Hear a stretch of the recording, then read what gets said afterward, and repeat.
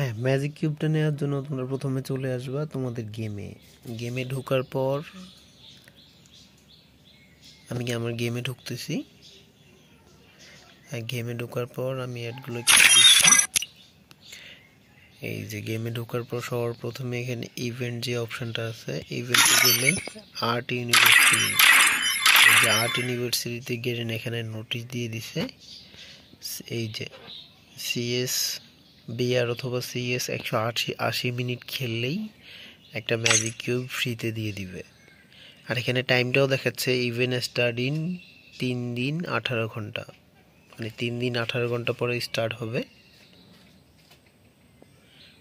মানে এটা 4 তারিখে ইভেন্টটা স্টার্ট হবে। এখানে লেখা আছে এই যে 4 থেকে 7, মানে 4 তারিখে স্টার্ট হবে, 7 তারিখে এই ইভেন্টটা বন্ধ হয়ে যাবে। তোমরা 3 দিনের মধ্যে 180 মিনিট গেম খেললে এটা ফ্রিতে পেয়ে যাবে।